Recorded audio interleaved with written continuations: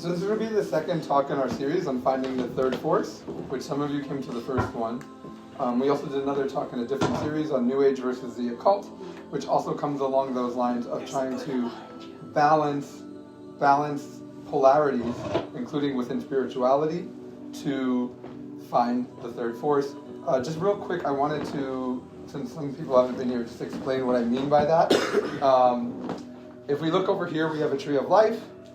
This is Kabbalah. You don't need to know it right now, but the top three represent the unity. So it's 3 or 1 or 1 or 3.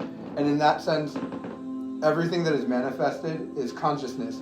So we manifest the one through duality. But we see things dualistically, and we don't see the third factor that creates that consciousness itself. And this is what prevents us from seeing past the illusion of the Maya. So this can come along also as well for the spiritual path itself. Everything that is manifest has these three forces. If we think of an atom, it has a proton, an electron, and a neutron, a positive, a negative, and a neutral force. Let's say that's the base unit of consciousness. I know there's smaller things that are inside atoms. But yes. So in that sense, we could say about anything that exists, ourselves, this table, we could break it into three things. And the spiritual path is no different. So if we were to go like this,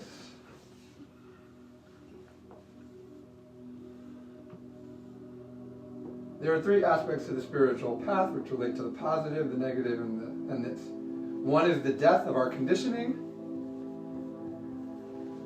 The negative is related to initiation, which is to move along a kind of spiritual. It's to create a higher subtle bodies. It's not that important right now, but those are the two aspects like that. And then the third is the awakening of the consciousness.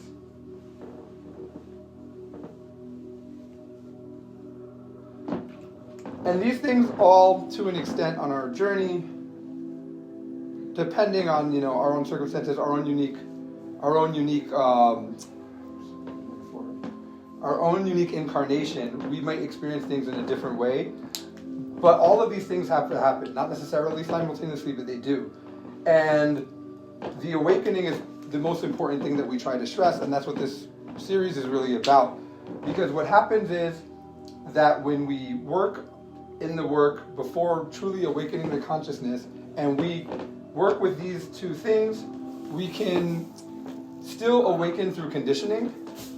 And when we awaken through conditioning, we awaken through ego, we actually strengthen the ego that we awaken through. So we can develop abilities. We talked about this in the first class. It was mastery of the cosmos. We can still develop psychic abilities. We can, become more in tune with the reality, but we're not actually freeing or liberating ourselves, our true self, from the reality.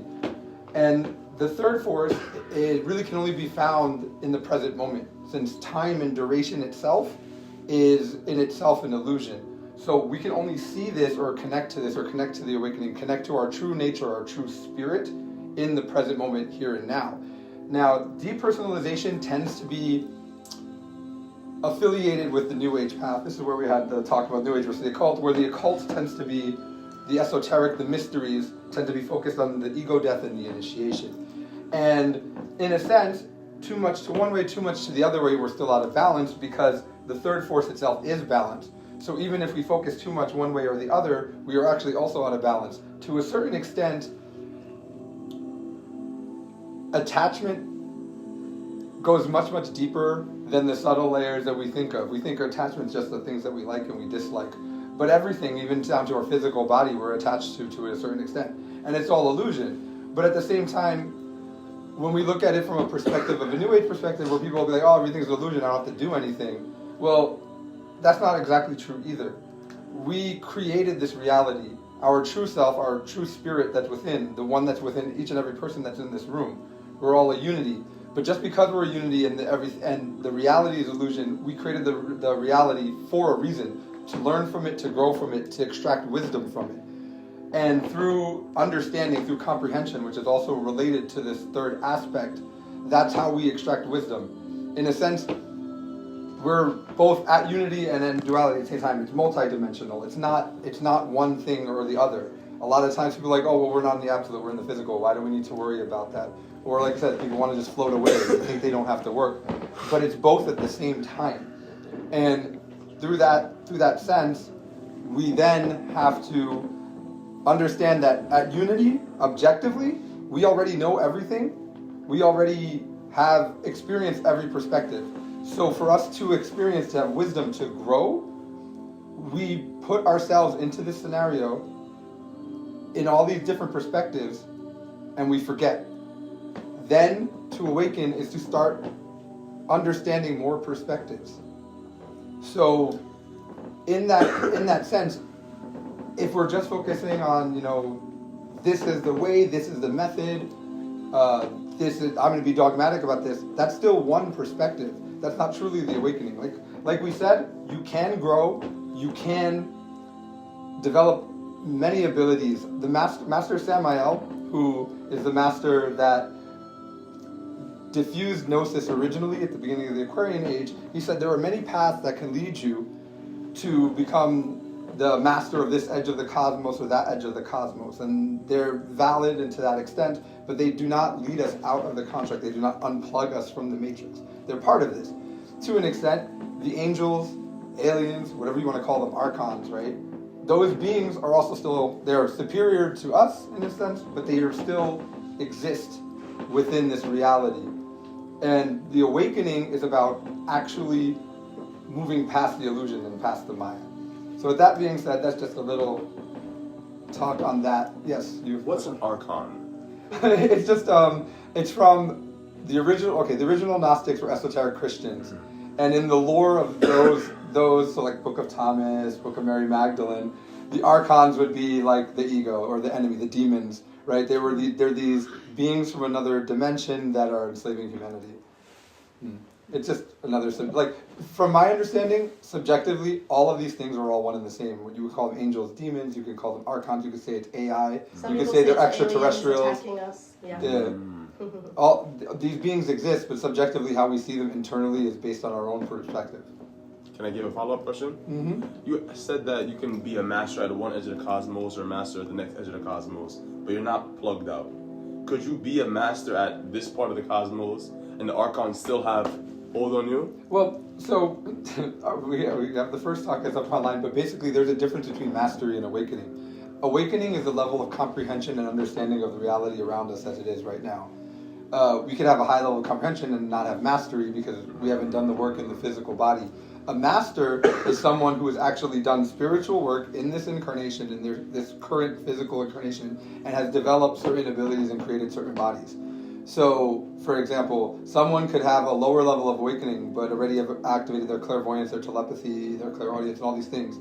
They would have achieved a certain level of mastery over their body and their vessel. But that doesn't necessarily mean that they're more awakened. Someone could still be trapped in duality, yet have achieved mastery in a spiritual sense over the abilities that we think of, like the chakras and the kundalini and things like that. For example, they could be someone who goes into the astral and fights demons and vampires, and they're very stuck in this dualistic thinking.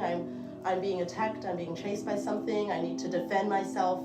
But really they're bringing all of that into their reality by their belief that something is chasing them, and it's a whole thing that's happening. It's really happening, but it's happening because they subscribe to it.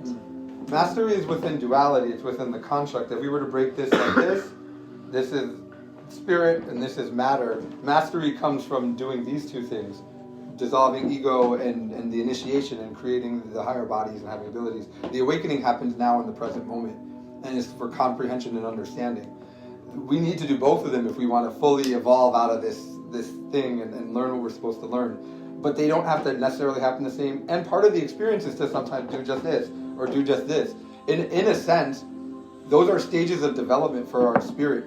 If we go through many existences, there's the time that the spirit didn't want to do anything for an entire universe and wanted to be an NPC. People call people NPCs nowadays, right? To an extent, that's a stage of development. There's a reason those souls don't want to self-realize at all. Then there's a stage where you probably were a black magician and you were a politician that controlled the planet. All those things are levels of development that we have to go through before we can reach awakening. Because again, it's having all the perspectives.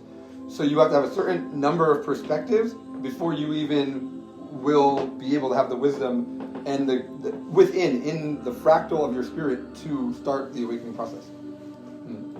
And that's how we have discernment and understand what it is we're working with. Like if we talk about going out to different schools and reading lots of different scriptures and different writings, one of the biggest things that we hear is that you will see every school says our way is the correct way, and don't go try that other way because we're not saying you can't, but if you want to study with us, then you can't. And if you go over there, then just do that way, just do that way. So they kind of have this arrogance in each camp where they don't want the student to go to everywhere and be able to connect the dots. And I don't think they do it on purpose, but they genuinely they believe that their way is the best way. And the ego, or that rigidity inside of people, is what tries to attach to one particular system and say, if I just follow this formula, then I will awaken, then I will achieve spiritual enlightenment. And we find that's not the case, because you can go to any of these schools, there might be one or two who awaken, actually, and then everyone else is just trying, and it doesn't work. Well, the truth is, like we said, at the most meta level, no school paints the full picture. When you reach, the purpose of any school is to pull us to where we find the middle and we find the school that's within us internally. We'll call it finding the inner master, or the internal school. From there, we learn from ourselves, from our own fractal of divinity that will teach us. But in a sense of that, once you reach that level, it actually maybe makes sense to go looking at multiple modalities, because it will help you connect what you're receiving internally. The thing is that any school, though, right now we would say we start in this root race, in this civilization right now, we're starting a little bit to the left. Our society is more egoic. That's not a political left. No. I mean, like, there's a left-handed path and a right-handed path, which we'll talk about. So what we look for, ideally, is a school that teaches the right-handed path, but in a sense to help us pull ourselves and get ourselves back to the middle, and to find the middle way. So what happens is, if you follow a school that teaches a right-handed path, and there's many, it's not just Gnosis, you could say Sufism, you could talk about many New Age schools, we could talk about Theosophy, all of these things, right? But what happens is, if you miss the middle and you keep going to the right more and you become dogmatic and religious, then the right becomes the left, because it's just another polarity. So the purpose of the school, whether it's our school or another school, should be to help you find your own school inside. The way the master taught it was, the purpose of this is to awaken enough so that you can start receiving internal information in the astral and learn from yourself. Not to follow a master, not to make a religion, not to find dogma. But these things become a thing. And this is something that we need to look out for. Because everybody can look out for the left-handed path school. Everybody knows, oh, well, they're Satanists, I don't want to be evil. But the truth is, most black magic schools, black magic meaning in service of the ego, are white schools, right? Like, most people don't join a place to do evil things. They join and they become righteous. And in a sense, the school and the dogmatism then turns it into, a school of evil, of black magic. The white and black duality comes from the perception that we're looking from. You look at, like, political conflicts or, wars, and all these things are terrible. If you're on one side, you think the other side is the bad guy and you're the good guy, and they probably think the same thing. And, regardless of the facts or whatever, that's the perception that the person has in their mind. What you're saying about all the different schools thinking they all have the right path is reminding me of this analogy. I don't know if you're familiar with it. There's like a mist, and there's an elephant in the mist, and there's people, and they can't see the full elephant, but they each have their hands on a different part of the elephant. Yeah. And that's the only part that they understand or are aware of. But they can't see the full picture. That's right. And then everyone says, oh, the elephant is like a wall. No, it's like a trunk. It's like a tree trunk. It's like a rope. It's like this and that. And the guy that touches the tusk says it's like a spear, and they all start fighting, and all of them are touching the elephant, but they all want to fight and say, no, I'm right, you're wrong. So when we talk about discernment and judgment, we want to be able to have the ability to not get caught up in fighting with any school or anyone, because it doesn't make any sense. We have to find what is right for us individually and have those experiences. And wherever we end up, we'll see what that is. So we consciously decide where it is that we want to go. We apply tools and we see what happens. That's what we call Gnosis. It's knowledge through direct experience. So you can take a tool, you can use it. If it does something for you, good. If it doesn't, then try something else. And when you have a group of people that is busy fighting over, no, you have to do it like this, you have to do the yoga pose like this, you have to breathe like this, then people are not free to follow their own intuition, and it turns into a religion, a church, a club. Well, not only that too, but everyone has a unique frequency back to source. We may be closer in resonance to someone else depending on spiritual group or whatever, but even within two individuals that see sort of similarly internally, it's still not going to unfold the exact same way. So as soon as you're like, I'm going to do what somebody else did to awaken the consciousness, it will not work for you. It may get close, like I said, if it's close enough, maybe it'll help you get to a certain level, but unless you find your own unique resonance, you can't find it back. That's why even when if we tell you, okay, this is what the goal is as a guide, is to find the third force, is to find that comprehension of reality. The truth is, we can't tell you how to do it, only that it's unique to you, and we can give you advice on how we did it. And it really comes from knowing yourself. Gnosi Satan, man, know thyself, and you shall know the universe and its gods. This is the maxim on the Temple of Apollo in Delphi in Greece. And that's the truth. That's the only way to have the awakening. So, when a school tells you, oh, if you do it our way, and it just will work out for you, it's not even necessarily that they mean it like they're trying to trap you. They probably believe that, like the teacher or the instructor, that may be their level of understanding. And they think, oh, well, I just do this, and now I'm awakened, because they believe themselves to be awakened. And they're like, if you just do exactly what I do, you will also. And it's not out of necessarily a malicious intent, but that is not going to help you find the third force. There's a joke, actually. There was a master, Master Ravelou? One Gnostic master used to say that Gnostics can't see the third force. And this is literally talking about Gnosis, because there's a huge problem that most of the institutions that run this teaching basically have become just a religion with esoteric information. I don't want to use any more disparaging remarks, but I could use other words too, but yes. Basically, it's the story of every teaching ever. There will be information that comes from source that is an assistance to the people at the time. Usually one specific person who was perfectly aligned received the original download and then went out and began telling people, this is how I did it, this is what happened to me. And the first people who come and study with that teacher receive the most help. And then it becomes Chinese telephone. And after time, especially a lot of time and a lot of Chinese telephone, then it turns into something that is taken by the ego. It becomes formulaic, it becomes structured, because the ego likes what it can grasp, what it can put a handle on. So the ego tries to reduce it to, if I do A, B, and C in such and such a way, then it's sure to work for me. And the ego is the one who says, I want that. I want enlightenment. But enlightenment happens when there is no more ego left. So the very thing that wants that trophy is going to be the thing that stops us from getting there in the first place. So this is the story that all the religions, all the schools go through. Even like we study Ram Dass. You might have people today that say, oh, you can only do kirtan and meditation and talk about Ram Dass books. And if you mention another book, then, well, that wasn't Ram Dass's book, so you shouldn't read that. And of course, this is ridiculous, because each person has to be able to study the knowledge that they are drawn to, that's going to assist them, and to try it for themselves, make their own decision. So as soon as we have someone else coming along trying to tell us, oh no, you shouldn't do it like that, let me tell you, this is the way to do it, then it may not work out for us if we blindly follow said person.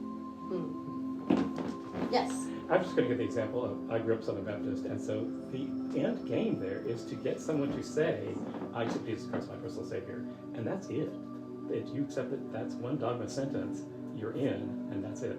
Like, it's got condensed to that. Yes. Yes, it Yes, really is. exactly. I was also raised a Christian, and we believed if you can just get your friend to say a certain prayer, then they're going to be saved from hell. And if you can just convince them by any means, and they just say it, and then walk away and no other change in their life, they're saved because they said those words. And if you didn't, then now they're going to hell because of you, because you didn't convince them. So Could you trick them into it? What's that? Could you trick them into it? Well, you could say whatever you wanted as long as they said the prayer. So we can see how ridiculous this is, right? That the ego wants a set formula, and then whatever teachings, whatever wisdom it started as, then it reduces it to a kind of dogma, and will start fighting other people around it, because you see, the ego defends its reality. So if the ego has bought into something, now it starts fighting everyone else around it to also buy into it. Because if they question it, then that person that's defending it feels like, oh, this is not solid ground. This is not a true fixed thing that I've subscribed to. I can't have that, because then I won't know what's what. But if I can just convince them, if I can just either go into an echo chamber where everyone around me is like a sycophant and we all agree and confirm the same thing, or I'll try and convince other people. Yes. I was raised Catholic myself, and something that bothers me is how conservative Christians want to force everyone to believe what they believe. And would you say that's all ego? Well, of course it's ego. Yes. First of all, belief That's in right. itself is not very useful. Blind faith is not only unique to Christianity, but you'll see it even in esoteric schools and things of that nature. As we said, the universal thread behind all teachings, whether that was Jesus or Buddha or Krishna, is the knowledge through the direct experience, and to actually experience God. Yoga is union with God, right? Religion comes from the word religare, or union with God, right? So Relink. that is what we're supposed to do.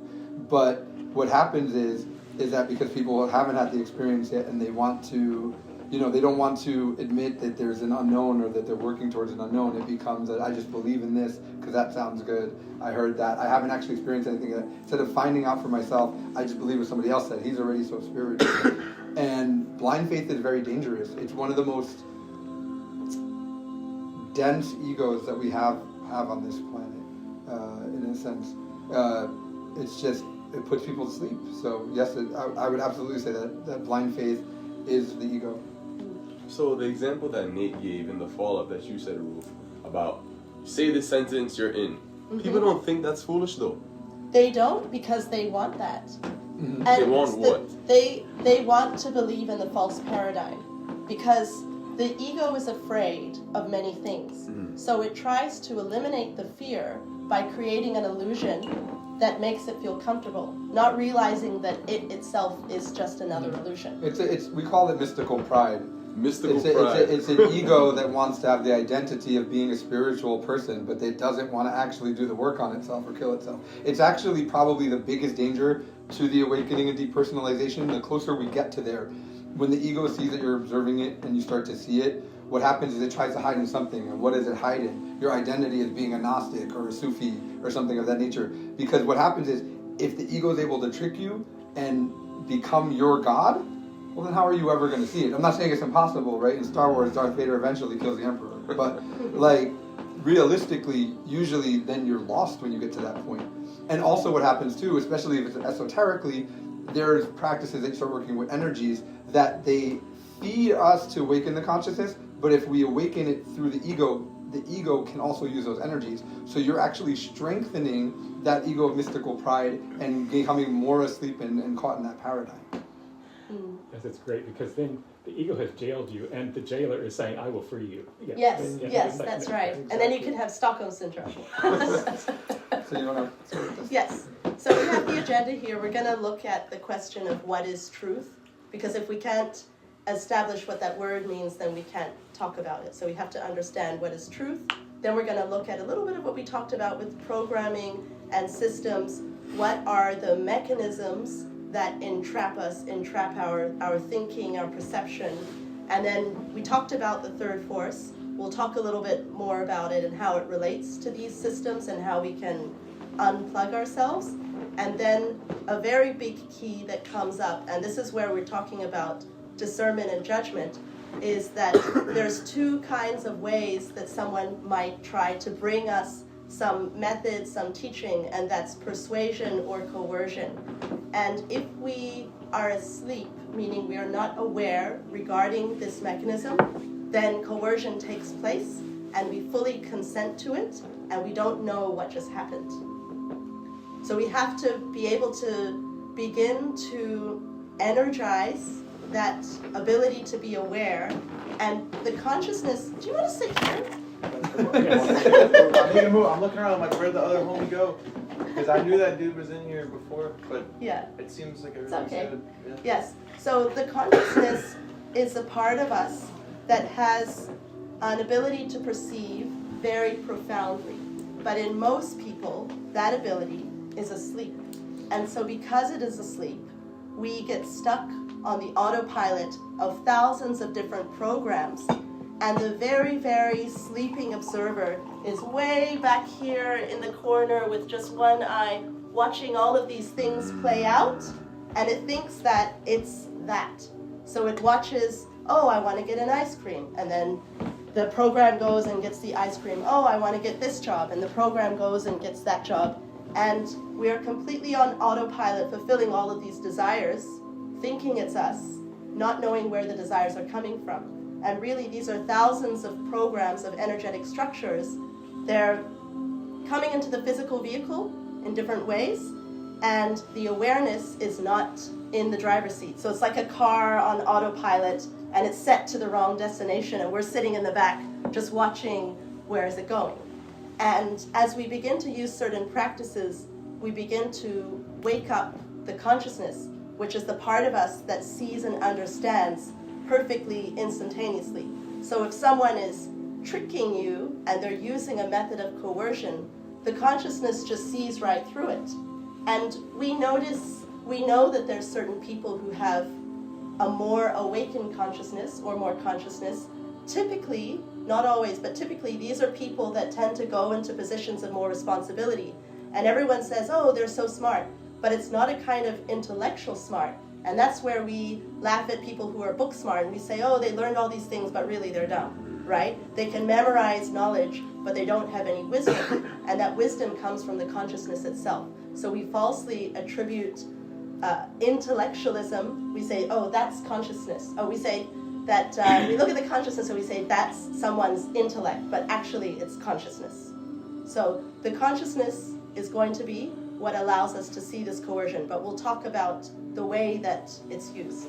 And then finally we have groups and schools, which we talked about a little bit, but we'll give some more of the methods that certain groups will apply to say, oh, look over here, it's all rainbows and sunshine. And there's many stories of people that did things like committed themselves in certain ways, made certain pacts, and these things continue over many lifetimes, and they don't realize what they've done because they enter into a kind of pact under coercion. And then, they'll eventually find out and eventually come out of it. But it's good for us to know about these things, be aware. Quick question. So you can make a pact in one timeline, and you die, get a new body, and the pact is still present? Yes. Okay. This is why we have to be aware of making pacts. And whenever we say, beg an angel or something and say, oh, please help me with this thing, let me do this certain spell, we can fall into a pact. The thing with things like that, the thing with things, when I talk about karma and dharma, but a pact I think would be a higher form of karma, probably like katanzia if you're making it with an angel. But the thing is that, okay, objectively, karma dharma is also an illusion, like if one wakens out of the construct. You have to actually get all the way out. Relatively, we still have to work with things. We'll see this a lot with these teachings. When we said like the New Age way of people saying like, oh, well, now I understand disidentification, so I don't have to do any work, everything's an illusion. That's also slightly an incorrect perspective, because what happens is that now we're here, okay, yes, we understand it's illusion, but it's illusion we created to work with. So it's like we created a game for us to play to get something out of it.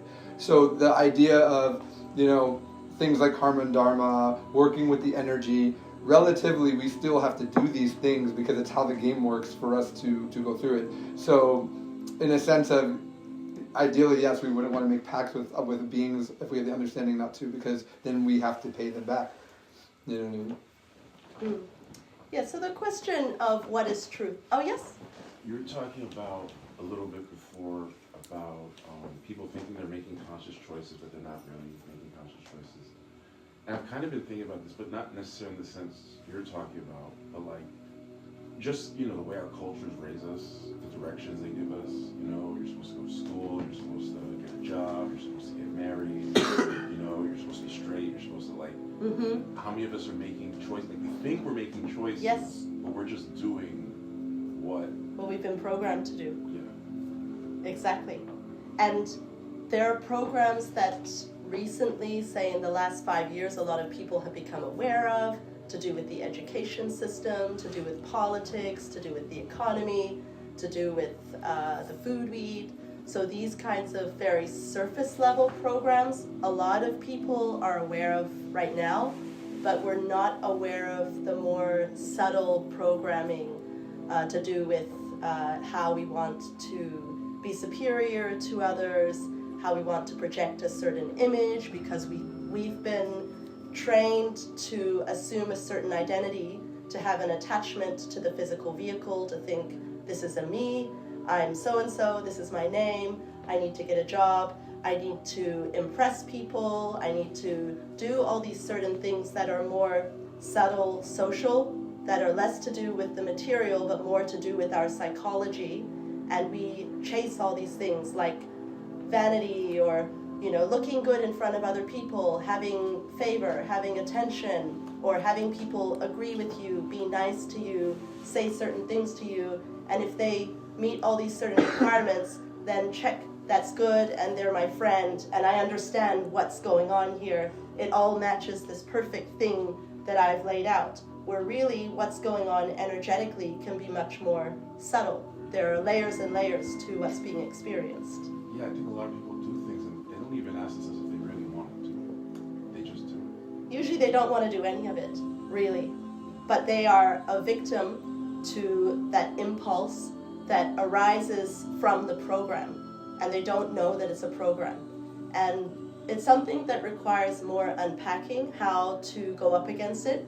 Because let's say you see someone who's an impulsive eater and they're overweight and they keep trying to manage their weight. But the more they go on diets and the more they do fasting and the more they torture themselves, the more they then fall into binge eating, and they end up getting stuck in this cycle where they go back and forth, and then arises shame and guilt. And then in the end they say, well, I failed, so I'm just going to love that I'm overweight, which they still didn't get. The thing they really wanted was to lose the weight. They didn't get that, but they just say, okay, I accept it. Whereas there could be a parallel universe where they did lose the weight because they figured out how to deal with that internal drive to just impulsively eat. And to understand how this works, we have to understand the battle of opposite forces. When we have equal and opposite forces, both sides grow. So like in The Matrix, when Neo, he keeps fighting and fighting Agent Smith, and the more he fights him, the harder he fights him, the more Agent Smith multiplies, and those forces keep growing together. So that happens inside of us when we try to fight ourselves. But the solution is not to just keel over and let the ego win, because it's still a program. But it requires working with energy, and through certain practices we can completely dissolve the aggregate and move into a place where we are a free observer, where we can consciously choose how we want to act. What is truth? Objectively, and this is not even something that I've perceived personally, because we all have a subjective perspective where we're at, but from my understanding is objectively we're all one being that's simultaneously experiencing every perspective on the path, descending into ourselves and ascending back out through all space and time over many parallel realities, all right now in the present moment. And teaching and learning from Oh, ourselves. teaching and learning from ourselves, yes. That's one way to put it. And the thing that we want to understand with truth is that all perspectives are subjective if we are inside of the manifested reality. So even to argue with someone, there is really no point, because to the other person, whatever their side of the argument is, what they're seeing is true to them and exists in their universe as a truth. So when you say, no, you're wrong and I'm right, what you're really experiencing is that you have a different perspective that's true to you in your universe. And you're trying to convince them that your universe is the only one. But actually, all the perspectives exist simultaneously. So to have two individuals fighting over something, this is how you should sweep the floor, this is how you should empty the trash, or this is how you ascend, this is how you do the spiritual work, or my school is better than your school, my religion is better than your religion. All of this doesn't really make any sense, because everyone is stuck in one perspective, and they cannot see what we talked about. The third force is the ability to understand that the other person's perspective is simultaneously true. It's true to them. So to say mine is true is to not understand the nature of reality itself. And that's how I think there's been drawn certain geometric shapes that cast different shadows on different walls. Like if you take a cone and you shine a light on it, on one wall you see a circle, another wall you see a triangle, and of course the wall with the circle and the wall with the triangle, but they both say, I'm right, but the truth is actually a cone. But does that apply, like let's say, if you're talking about scientific truth, you know, if someone says they don't believe in gravity, you know, if someone says I don't believe in evolution gravity. isn't real, but there's evidence that Well, evolution is true. at objective reality, and we talk about there's four pillars to everything. There's the way that divinity communicates with us down here, because there's four elements that's related to that. We're in the quaternary, but it's religion, science, art, and philosophy. And at objective reality, they're all one and the same thing. So, you know, there's that Thor line in the Thor movie. He says, you know, your ancients called it magic. He's like, you now call it science. He's like, where I come from, magic and science are one and the same thing. Somebody says gravity isn't objectively real. Well, it's correct in a sense, right? Because gravity is an illusion of the Maya, right? Terrence Howard literally proves that with fifth dimensional mechanics, gravity doesn't exist. It's only an effect of the perception from the third dimension. At the same time, though, the perspective from the third dimension, gravity is a law of the physical science on this planet. So in a sense, both are correct depending on what perspective you're looking for. And that's the thing, the truth is multidimensional. So things can be correct or incorrect depending on the perspective that you look from. Because in the absolute, in objective reality, everything is correct at the same time. Because Correct it's all and incorrect at the same time. and correct and incorrect, because it's all perspectives, all together in one.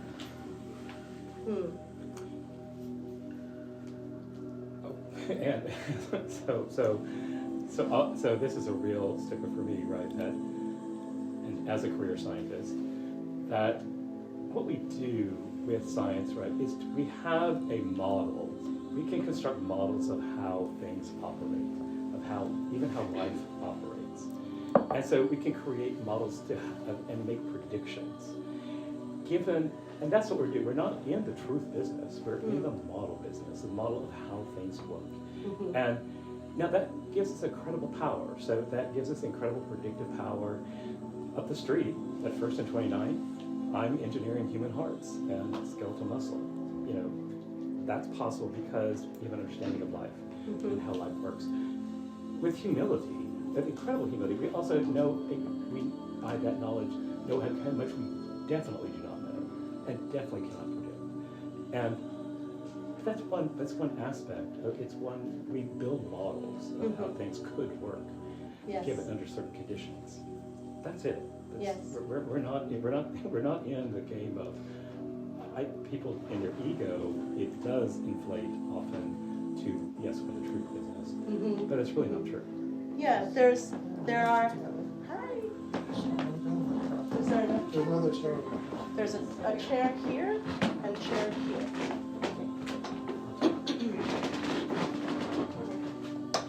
Yeah, science has brought us so many advancements, so many inventions, and modern conveniences that, of course, we don't deny.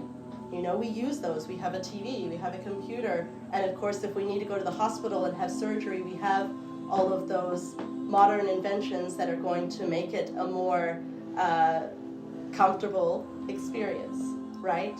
So, of course, science is beneficial, and in the teachings of Gnosis, it said that science is one part of God's message, or what comes from the higher dimensions, right? So, of course, in that way, science is able to be a kind of truth.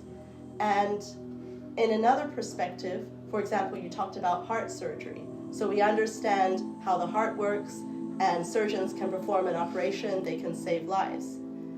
If you go into Eastern wisdom and Eastern traditions, then there's discussion of the heart chakra and how it emits a magnetism that can go many meters out and can affect and interact with that energy that is pulsing from others. And this is also a kind of science. We can't say that it's not science, well, because people experience the thing is, physical science is limited because the physical universe at this time, like I said, if anybody's seen that Terrence Howard podcast with Joe Rogan where he does the fifth dimensional mathematics, is that the physical universe right now that we live in right now is 5 dimensions. So we use a 3-dimensional model. There are 2 more dimensions in the physical universe alone. But even if we were a more advanced race, let's say on another planet that understood the 5th dimension, we still wouldn't be able to just prove the truth with science, because realistically the phenomenal universe has 7 dimensions, and there's a whole nother layer to reality beyond that, and then beyond our solar system there are more dimensions beyond that. So the universe can be completely described within mathematics, but you have to have mathematics and also an understanding of the superior planes,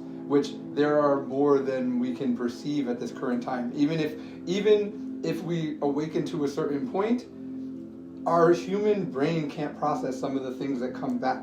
For example, other galaxies are organized by different mathematics than ours are. We can get this information from a download, but we can't actually perceive what it is. We can't project ourselves there because our brain can't process the information of what a reality with different math would look like. We would need to create a more superior body, which is something that also comes along these teachings, to even actually understand that information properly. One real quick thing. It's just that, and we can use science to help us understand these things. We know that our perspective, we evolved to see the world efficiently, not at all as it is, not at all. That's right. The illusion of solidity of this Yes. table, of this, is an illusion. Mm-hmm. We know that we evolved. The illusion of time is and space-time is not fundamental. It clearly evolved to perceive that way as a convenience for it's really clear. So we can use that. They can help understand, guide that our perspective is clearly not what we think it is. But, yes. Yeah, 100%. Yes. I'm sorry, but I think that ego you were talking about before, that was applied to religion. I think some people apply that to science as well. Yeah, science. Absolutely. We can say that science, mechanical science, itself is a religion. It's become a religion and a dogma. If I'm an atheist and I only believe in physical science and I have a dogma and I have my physics and all of these things, there's no difference. You could turn anything into a religion. You could turn going into the gym and doing CrossFit into a religion. Anything that we make into a ritual and a routine mechanically is a religion. What do you mean in the exoteric sense? Yes. So then we come to programming and systems. And first I want to ask you guys, what programming and systems are you aware of currently? I don't mean to be vulgar, but sex. On every bus in the city, they have a museum of sex advertisement on. I'm not trying to be funny. Why are 6-year-olds viewing sex objects when they're in their little light bodies like this? I see the sex programming is very heavy. That's right. That is a program where the creative energy, some knowing how powerful it is, will abuse the power of that energy in order to pressure people to do certain things, to take certain actions.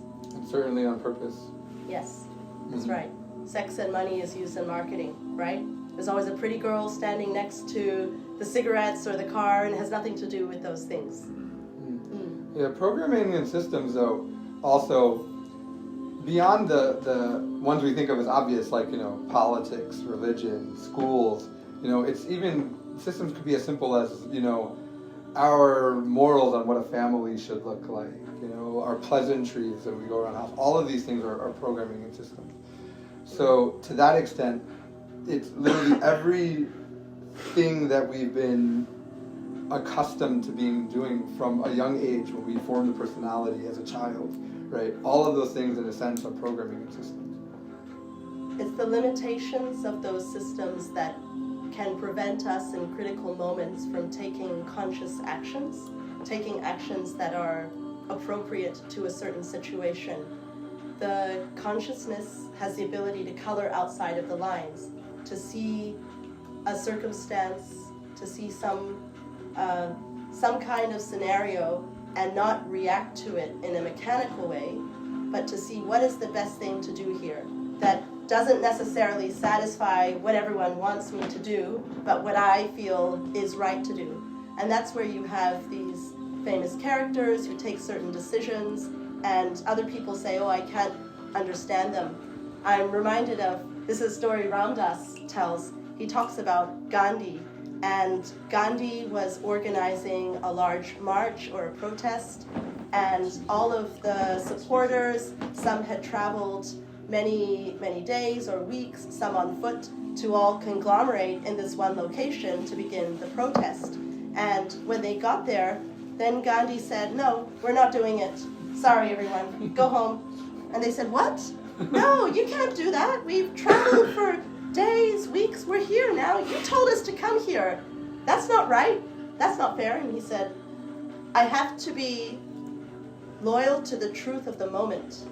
So whatever I said before was true then, and this is true now. Go home. And we don't know what he was thinking, but he succeeded in the end. So sometimes we have to be free enough to not conform.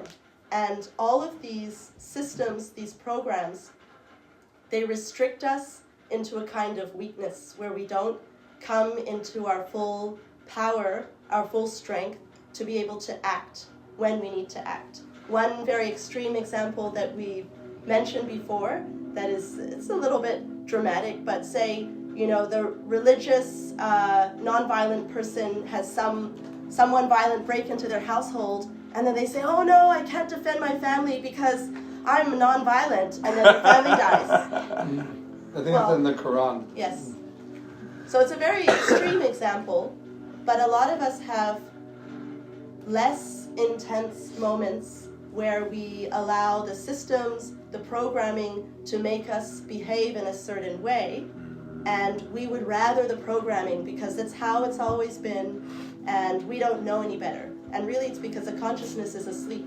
So we are not even aware that we're following a program. If we take the example of pleasantries like hello, goodbye, and oh, nice to see you, and the typical moment where this program plays out the most is where we run into someone in the street and we really don't want to talk to them, but we do, and we spend far too long asking them about things we're not interested in, and in that moment we're being inauthentic, we're being very fake, but the program is more important.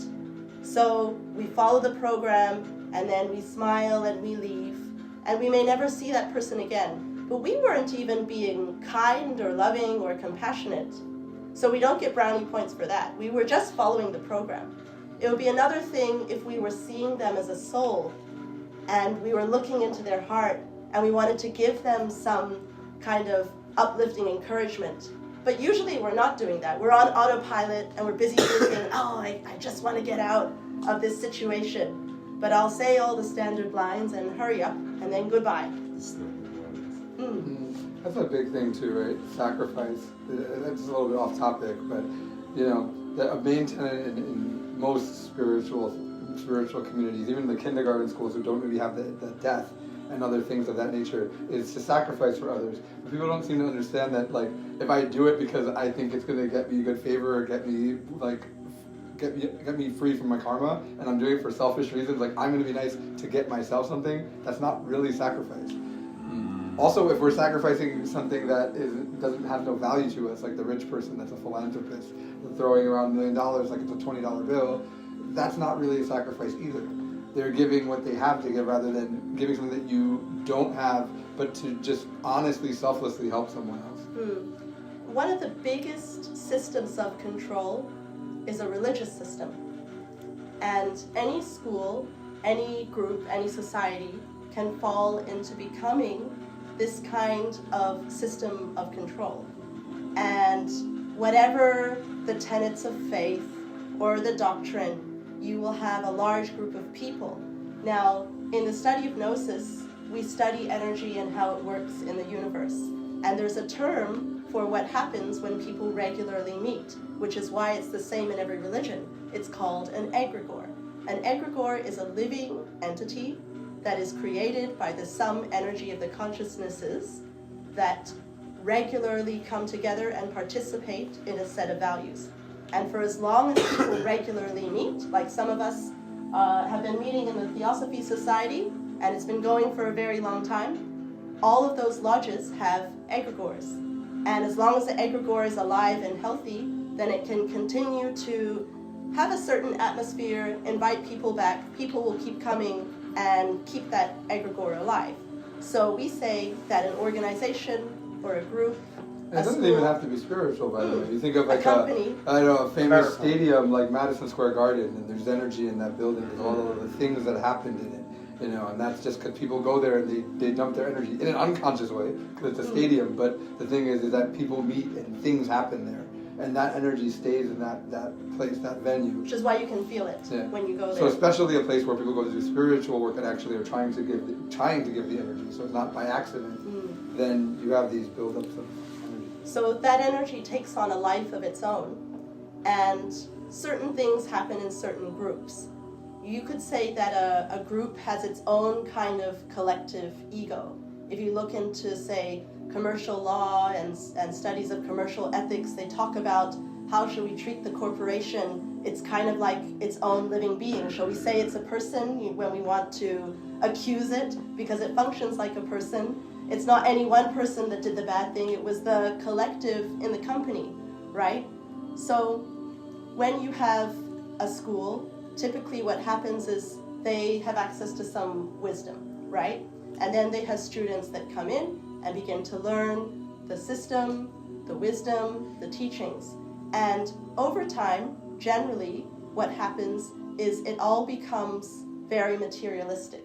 So the same language is retained, the same texts may be retained, but because the ego is at hand and the ego wants to reduce everything to something that plays within its realm of understanding, it will reduce the system or the teaching to something egoic. And that's where you see those TV preachers that say, reach deep into your pockets, and when a coin, what is it, the Catholic saying actually, when a coin in the coffer rings, a soul from purgatory springs. They have these sayings, right?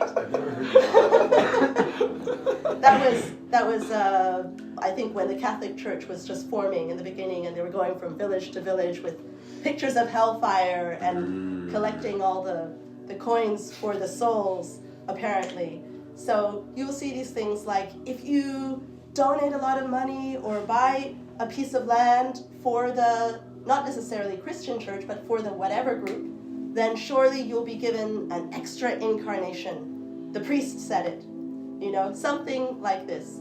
And we, being outside of these systems, can laugh and say, that's ridiculous. But then why do you see all of these people flock to these egregores, invest their energy and invest their money, which money is a physical manifestation of energy anyway, so it's still showing the flow of energy into this location. Why do these people come and make themselves subservient, giving up their inner authority and coming under a system and then just giving them lots of of favor and attention, and genuinely hoping that they can find divinity, find a higher truth, find some power, some peace, whatever it is they're looking for, and also believe that they found it when they haven't, and then continue to participate. Yeah, well, that's a red flag when you'll see like schools or religions becoming a business, really, and to an extent, like,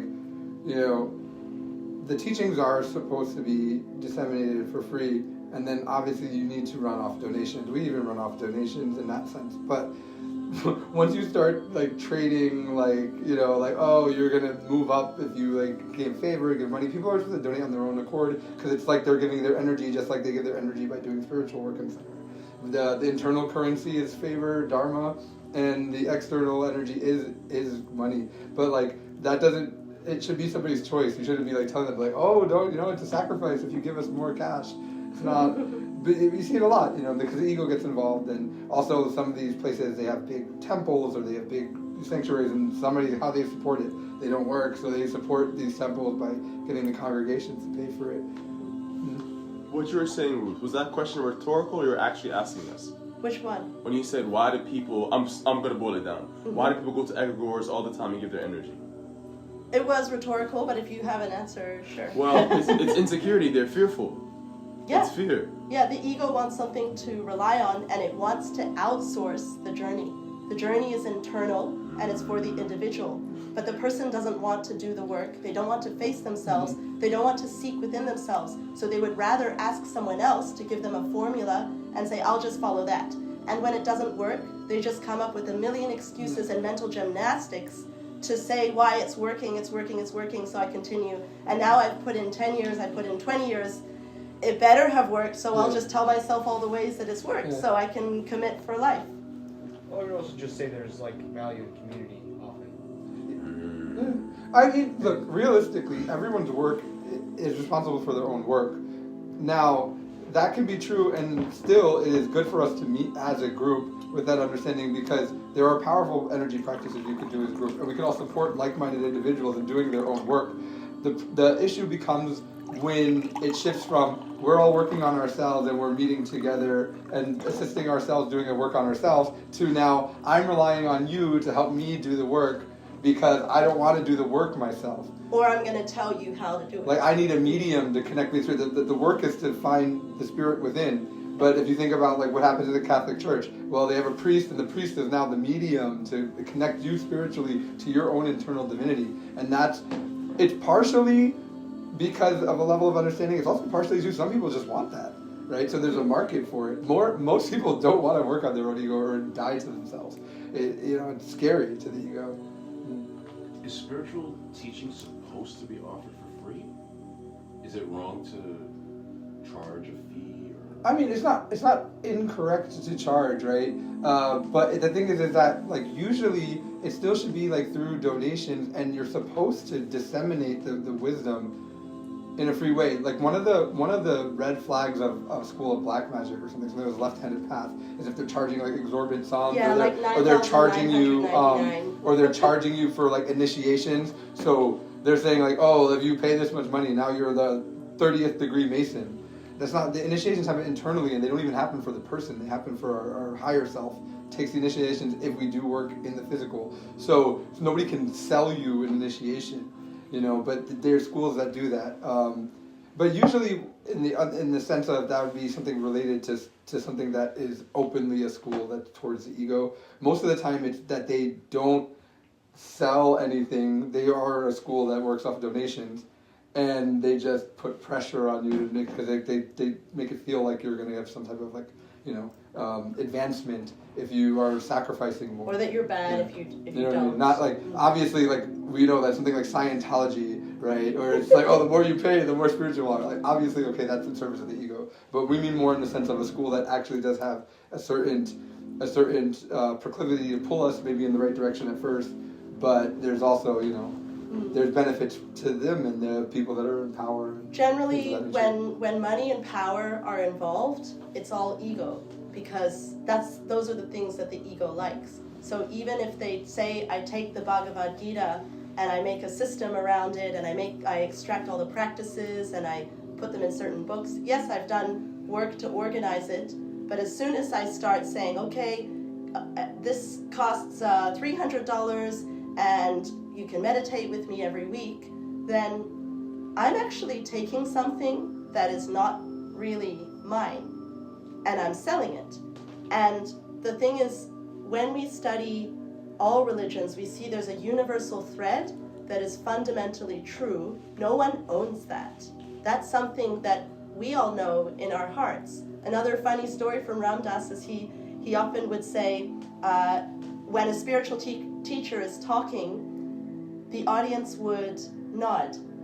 They'd nod along. And he'd say, how do you know? See, you already know. Otherwise, why are you nodding? You're nodding, you're agreeing, because it's your own inner knowing. So how can I sell to you what you already know? I wanted to do shadow work, and this guy was offering it for $3,500. That's the case in point. And I was, Yo, that's such a good way to make money. That's like the best art. Yeah. You could probably ask ChatGPT for a shadow work. Yeah, there's like, for example, another thing that is obviously it's an effective thing, but people take advantage of it to sell for money, is like a transcendental meditation, which literally is basically the occult method of how to meditate. That's what we teach in Gnosis for free. You use mantra to concentrate and get deep. And they, market it as, we give you your own special mantra, and then you pay us all this money, and then you sit and you use a mantra to get you deep into meditation, and they charge like $5,000. I would say like a session, so like 500 session, and it's like it's not even that it doesn't work, but it's dishonest. I mean, you can find those. It's not like some magical secret thing that you can't find your own. So, but the people that do things like that get karma for that. So that's why. Usually, when a teacher is honest and trying to actually help you awaken, and they themselves are a student that is also trying to awaken, they wouldn't do that, because the amount of karma that you take on for selling something that's not yours, in a sense, there's a commandment in the Bible, thou shalt not steal, that we all know. We think of it as we shouldn't take items from other individuals. In a sense, that's true on a practical sense, but all of these internal ethical laws have a deeper meaning, and to not steal is to not steal from source. So when we take credit for anything, that comes from the fact that we're actually this one larger being. It's a violation of internal ethics, so there's a karma behind it. So if I heal somebody because I open my heart center enough to connect to like my being, and I can I have some healing abilities in my hands, and I start selling it, like I'm the one healing people, me, the person. There's going to be on a cosmic level, there's a karma that comes along with doing things of that nature. Yeah, so, I mean, let's say you are doing something like a sound bath or yoga. That's fine. That's fine. Right? But if you're offering something that is fundamentally universally true, it doesn't make sense to be selling that, because that belongs to all of us. But again, this is just our perspective. So everyone's free to do as they choose, and we always do. We always have our own perspective, and we take actions according to that. So we're sharing our perspective on charging for spiritual teachings. So let's move into duality and finding the third force. The whole of manifestation functions off of two poles that we talked about before, the pendulum that goes back and forth. So if we have a week or some days where we're experiencing a lot of joy, we're partying with our friends, the Buddha says that pain and pleasure are two sides of the same coin. Because the consciousness is asleep, we don't realize that the pendulum is about to swing the other way. So then when we say goodbye, or our best friend leaves town, then now we're gloomy and we're kind of bummed out for a couple days, and we indulge that, and we feel real sad, and eat some ice cream and watch some movies, and then we're happy again. And then this pendulum keeps swinging. And these two poles exist within everything. So let's take the example of some activists that are fighting for freedom and justice, and they think they're doing so well, and they're working very hard, and they're making their point and protesting and writing letters.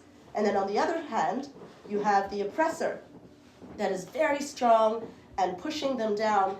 And these parties that are playing in this cosmic dance, if they're asleep, they don't realize that they're two sides of duality pushing up against each other. So as long as one side exists with full identification with that role, then the other side will exist, and they will exist to perpetuate that dynamic, which is why when we fight really hard and we get tense and we're full of ego and desire, we tend to repel the thing that we really want or that we yearn for, because we're generating a lot of duality, which means the opposite thing has to be true. And so generally, say we're very insecure, for example, someone who thinks they can do no good and they always fail, then they'll find that to be true. So we create our reality within these two poles.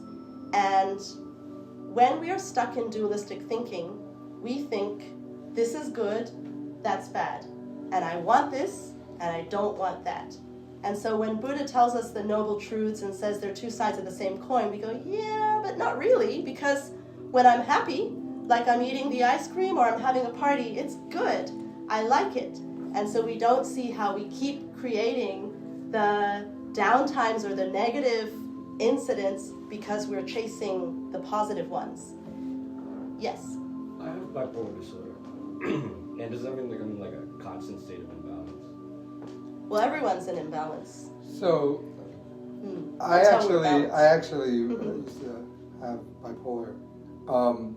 What it is that we are more than likely empathic, and we're very sensitive to emotions around us and energies around us. So therefore, the mood swings. What the swinging truly comes from with most psychological things is that we don't have control and balance within. So we are susceptible to the changings in the environment a lot. I don't know if it's environmental for you. I know for me it was environmental. But even so, it's this swing between the energies of the pendulum. We are feeling them more severely than others, and that usually has to do with the strong solar plexus, I believe. Yes, Solar plexus. you'll feel the emotion. So there's a center there's an emotional center, and when we're hypersensitive there, we have more ability there. We feel emotions stronger. Through the work, through balancing and working with the ego, eventually most psychological disorders can eventually disappear. I eventually stopped taking my medicines. I used to also be ADD as well. I used to take, those actually took longer to get rid of because they actually help you in meditation. Yeah, no, it helps you focus. So it literally, but the thing is that you don't want to be reliant on it. But I know that the mood stabilizer and things, once I was able to stabilize my mood internally within the emotional center, and the mind too, because the thoughts get in the way, find enough balance, then eventually intuitively I myself moved past it. But with things of that nature, it's everything that goes on in our psychology is related to egos and how we process impressions. And through the work of observing ourselves and then finding where the aggregates are, we slowly can work towards removing them and then becoming more stable. But it's a process, it's a work. It doesn't just happen overnight. You can't wave a wand. Even once we get to a more balanced state, we're still mostly ego. We say in Gnosis symbolically, we start out as 97% ego and 3% of essence or the seed of the spirit. Free consciousness. Free consciousness. Now that's symbolic. The 3 is related to the 3 forces. And truthfully, most people that find themselves in today's time that come in probably have more free consciousness than 3%. But the point is we're mostly ego. Let's say we're 90% ego, right? So even if we get to a certain state of awakening, it's going to be there. We could find the depersonalization, find the balance, and we still, it's everywhere. In fact, you see it even more when you do back away from it. You just don't become identified with it anymore. So it's a process, and it's slowly but surely. We'll start with like moment-to-moment awareness and practices of that nature. Maybe we'll talk about some after the class. Yeah, well, we have on the slide finding the third force, and that is the only way to come out of duality. So when we're caught in right and wrong, we're caught in judgment, we're caught in craving and aversion, and even if we hear this teaching, we think there's no way out. The third force is that equanimous observer. And a lot of people who work with observation for many years, then they can see the egos, and their tactic is, okay, when I see the ego comes in, I just have to watch, and I have to wait, and then this negative emotion or whatever, it's going to go. And I can see it perfectly, and then it's gone. And they think that's the best they can do. But really, with particular practices, we can actually completely eliminate those aggregates. And that's what the Buddha did. But today, people don't know how to do that. They think if I just keep watching my breath, eventually they'll go away. And they find after 30 years, they get really good at seeing them, but they're still there. So there is a way, and it starts with the third force. Because the third force is that neutral part of the three forces in all reality. It's the energy that binds the forces so that reality exists. And that is the structure that allows the ego to exist. So if we can move into that part of that binding mechanism, we have the power to undo that creation and to slowly over time dissolve the ego. And as we dissolve the ego, that's how we awaken the consciousness and our abilities and our energy and our ability to perceive around us. So slowly, some people may begin to see auras and awaken certain abilities. And it's not that we want to chase those abilities, because that becomes another ego that prevents it from happening. But it can be a byproduct of that process where we see that the ego has completely entrapped and entombed what we really are. And we're so far gone that we don't know how to get back out of it. But as we move into the third force, the observer, and work with practices to dissolve the ego and stay detached from the duality, then we become a kind of superhuman. We become someone that doesn't get caught up in all of the ups and downs of the construct, because the construct is going to keep having that pendulum swinging in everything. It's natural. The swings between duality and also even the four elements and other elements in that nature too. These things are always constantly changing around us. So if we're not aware of it, and we're, especially if we're open, and like I said, it's specifically, let's say, in the emotional center for bipolar, or in the mind, let's say somebody's schizophrenic, although it's probably really hard for somebody schizophrenic to do the meditation, but we're all schizophrenic to a lesser degree. No, technically, in a sense, Yes. everyone's schizophrenic. She's smiling, she's schizophrenic. Well, I'm on antipsychotics too. There's still hope. There's still hope. Bro, I got diagnosed with that. You'll get through it eventually. Absolutely, yeah, absolutely. I had that experience. And I just with want the to weight. ask something quickly, or at least what your truth or what your belief is. I meant that's like active. You say you're on medicine. Sorry? You're on medication for it, right? So then There's, that's not what I he's talking back Yeah. there. Sorry, could you speak We a little both bit started at the same louder? time, I'm Sorry. You keep saying dissolve the ego, but even Ram Dass, when you talk about him, he does talk about that it does serve a purpose to a certain extent. Yes. Especially in the physical world that we live in. That's right. I do want to reduce my ego as well. I see the value in what you're talking about. But when you say dissolve, I hear myself, or maybe my ego, responding to that. Mhm. Yes, the ego but doesn't I like feel it. that we need to dilute it or minimize it, not necessarily dissolve it, because it does offer a certain level of protection, if nothing else. Well- As in, I'm going to get eaten by the lion, or I'm not if I don't take a basic. Yes, the ego definitely is not a negative thing. We create it so that we can extract wisdom from the construct of reality. The problem with the ego isn't so much the ego itself, because it's really our relationship to it. We created it so that we could have an experience, and then we remove it so that we can extract the wisdom out of that experience.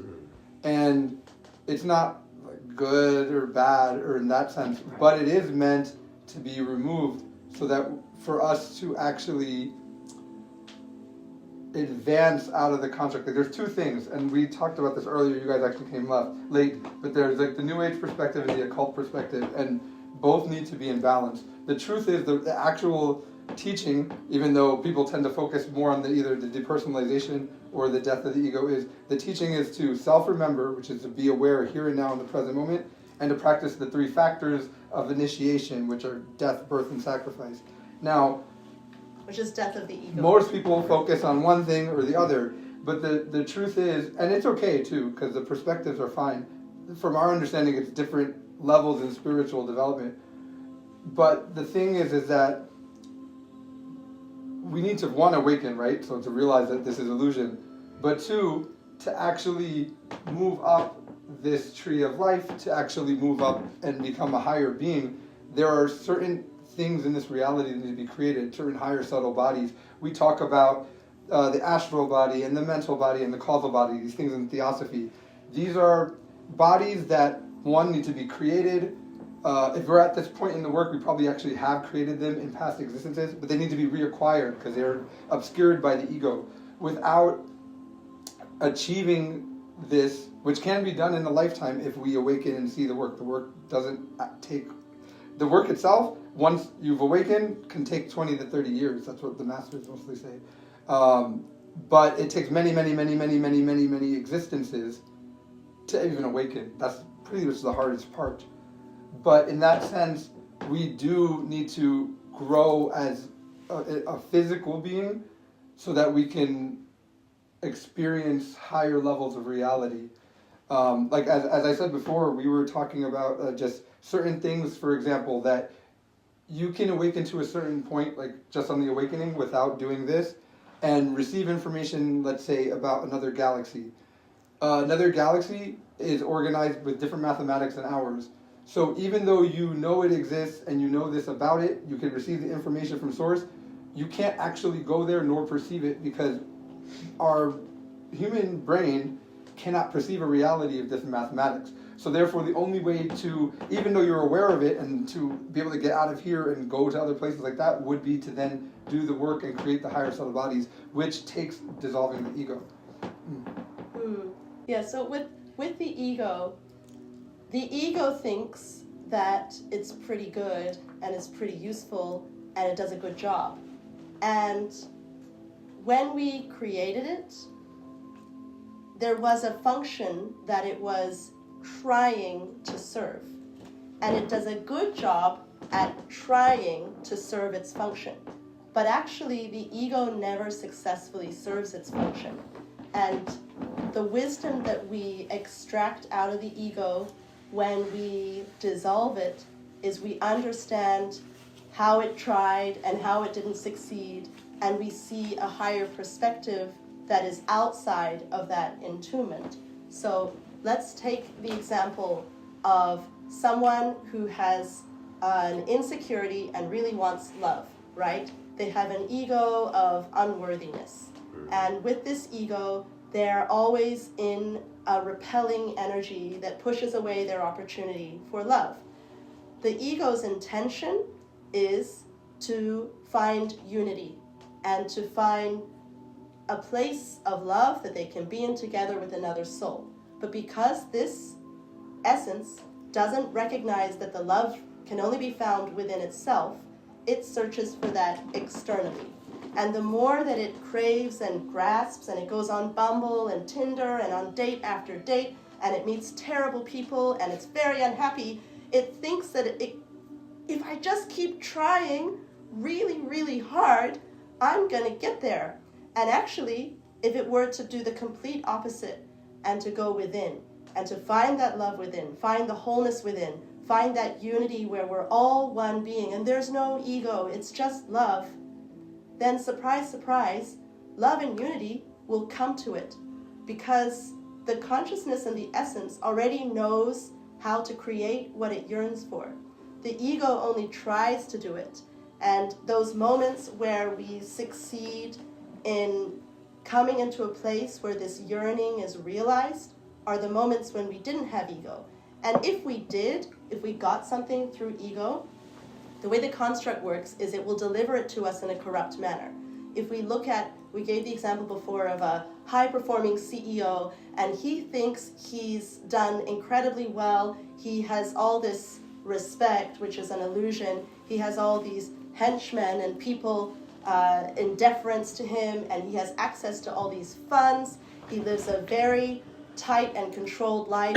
He wakes up at 4 a.m., he goes running, and he has this 20 minutes scheduled where he's going to talk to his wife on the phone as he drives to another meeting, and he has 30 minutes scheduled to play basketball with his son, and the rest of the time he works and works and works and works, and he has a big house, and he has several lovely vacations a year, and he's terribly miserable. He's not happy. He has no time to even know who he is, or if he even wants a life like that. And he doesn't enjoy time with friends and family because he's busy pursuing these numbers in a bank account, thinking, I've really done well. And the I that thinks it's done well is the ego. Potentially there are egos of greed, egos of self-importance, and they're trying to create abundance, freedom, harmony, love, togetherness, community, but they create all the opposite. They create separation, restriction, unhappiness. So the ego is something that we can certainly learn through. And the ego thinks that it does a good job, which is why it says, don't fire me, I can do it, I can do it. But the more we watch and pay careful attention to how the reality externally is manifesting in conjunction with our internal energy, the more we can understand who is the better creator. Is it the ego, that tight, clenched ball that is an aggregate of trapped energy in a cosmic knot? Or is it the I am, that which I truly am, that creates in the present moment? So then, is it bad or not spiritual? It's not no, bad. I didn't finish my point. To have material opulence, to have abundance. If that's your path. If that's your path, what do you mean? Well, the most important thing is actually your energy, your internal state. Mm-hmm. So if you were chasing that and obsessed with it and attached to it, and after you got it, you were really afraid of losing it, and you used it to think that you were better than everyone, and you obtained it by hurting other people and causing suffering for others, then in that way, the energy is going to balance. The pendulum is going to come back the other way. I understand. All right. So next we're going to talk about kind of the systems through duality in itself. So here we have a slide on the differences between persuasion and coercion, which we broached the topic a little bit earlier. In this sense, we'll relate this to, let's say, is anybody familiar with the concepts in like exoteric Gnosis or like the ancient esoteric Christianity of how there's a demiurge and there's the archons, right? Okay, so to a certain extent, there are beings that exist in the higher subtle dimensions that we could call the gods or angels, demons, etc., etc. The logos is what we call them in Gnosis, that do actually control the majority of the systems on this planet, but it's not in a sense of like subjectively like aliens controlling the planet. It's more in the sense these are cosmic principles. So there's 7 cosmic principles that the universe manifests through, like the illusion of the Maya is manifest in 7 principles, and those 7 principles all have different, aspects. I want to say people like beings that incarnate out of them at certain levels, and we can think of them sort of. Anybody watched The Matrix, and in the second Matrix, he goes to the Merovingian, and it's like those programs that work with cause and effect. They're sort of the architect of the system itself. That's how we could think of those beings, and those beings are, well, even us, right? Our higher aspect, our higher self, exists in the 7th dimension to an extent. We unfold down through one of those beings as well. We're a piece of that, whether we come from beyond that or from one of them. But those beings work in a way that they're not actually unconscious as the people on this planet are. They are conscious. They're aware of their connection to divinity. But at the same time, they're at a grade of spirit that they're going through this procedure where they're living the experience of being in charge of certain parts of the cosmos. Now, with that extent, they're not good nor evil. These beings are balanced to an extent. They're not fully in balance, but they're balanced to an extent. And they simply are just given missions that have to do with working with reality. And in Gnosis, we could call this the white and the black lodge. This is duality.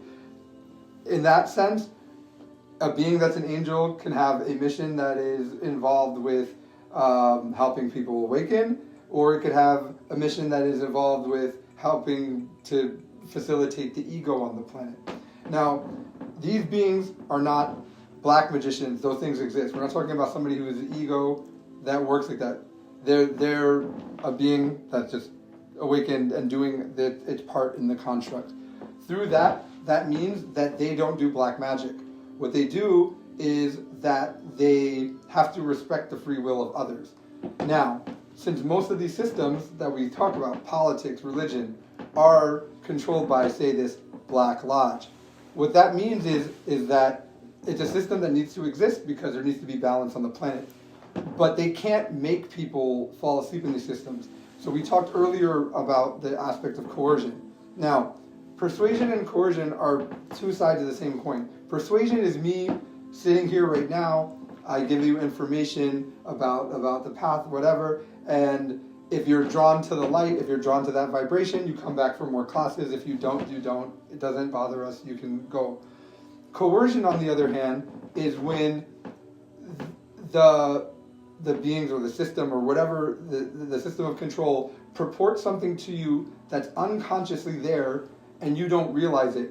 Therefore, you consent freely on your free will because it aligns with egos that you have.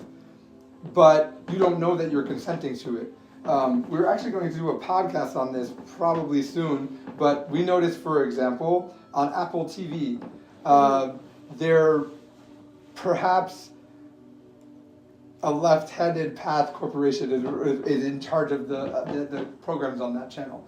But what we see is that it's hidden in plain sight. So all of the shows will have things of like overt esoteric symbolism that points to all the things that are about awakening the consciousness. They even say things like the ego death. They talk about saving the energy. But the main character always is, for example, like not wanting to become enlightened and wanting to stay with themselves for a while and like screw like moving up to the next level. I just want to stay here and be myself. Now, overtly, we don't realize this, but what it's doing is it's saying you should pick the ego. Now, somebody's just watching the show, oh, that's the main character, that's the hero. So by you watching that show and you align yourself with this hero, you like that character, subconsciously going into your subconscious is I should favor the ego over the higher self. It's funny, you're saying, I'm a big Star Wars fan. And I noticed Disney started doing something where they start saying, you can choose between the Jedi and the Sith. Yes, and Yes. The acolyte, they literally, the guy says something about like just below the level of consciousness, there's these emotions that you could use, like anger. Yeah, that's dark. And actually, Star Wars, the original Star Wars, is a beautiful modern mythology of finding balance, like the original ones. There's so much like symbolism in Star Wars, but the stuff that Disney's done after is definitely there's been a That's a coercion. Switch in that, and that is coercion, and that's the difference between coercion and persuasion. Persuasion is I put it out there for you, and you're still free to make your choice, and it's like it's something that speaks to the essence. But coercion speaks to the ego, but it doesn't make you. It'll tell you everything is there. It'll have all of the information is still the same. All of the stuff is true. The way all of the stuff about the ego death and initiation will be hidden there in symbols. But they're basically saying, like, this is how you awaken, but just there, it's like, but you shouldn't awaken, because that's bad. You should, like, get into, like, transhumanism or something, and you should, like, evolve yourself and bet on your own intellect, rather than finding enlightenment. You can find enlightenment this way, but that's not good, and that's the energy. If they don't want you to find enlightenment, wouldn't it make more sense to just hide that information so you don't know about it at all? Can I say, there was, I think, was it Jujutsu Kaisen?